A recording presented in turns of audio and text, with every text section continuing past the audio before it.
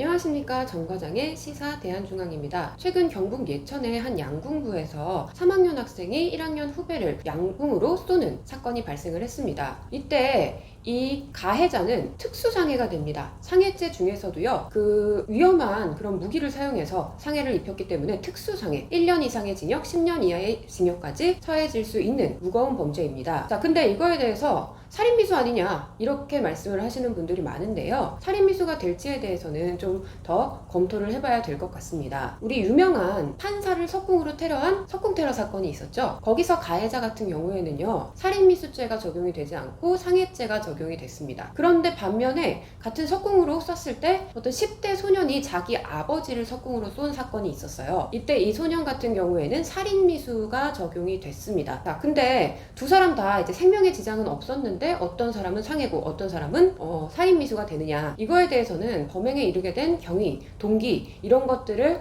면밀히 살펴봐야 되고, 그리고 뭐 피해의 정도라든가 그리고 그 무기의 위험성 이런 것들을 종합적으로 봐야 되는데, 일단 그 석궁이 연습용 석궁이다 라고 가해자 측은 주장하고 있죠. 이 연습용 석궁이 얼마나 파괴력이 있는지 이거에 따라서 살인미수죄가 적용될지 여부가 결정될 것으로 보입니다. 그런데 이거는 살인미수보다도 더 중요한 게 체육계의 대응이라고 생각을 합니다. 일단은 이전에 쇼트트랙에서 임효준 선수가 후배에 바지를 내렸죠. 그래서 이거 성추행 혐의가 되어가지고 재판을 받게 되었어요. 물론 끝에 무죄가 나오긴 했지만 이 혐의를 받았을 때부터 빙상연맹에서는 임효준 선수의 자격을 정지하고 임효준 선수의 국가대표 자격을 정지했습니다. 자, 이런 것처럼 양궁협회 측에서 이 3학년 학생의 선수 자격을 정지한다든지 출전 정지를 시킨다든지 이런 엄중한 대응이 필요할 것으로 보입니다. 체육, 스포츠에 대해서는요, 페어플레이 정신이 굉장히 중요하고 그렇기 때문에 도덕성도 굉장히 중요하다고 보이는데요. 그렇기 때문에 양궁협회 측의 면밀한 대응, 엄정한 대응이 기대되는 상황입니다.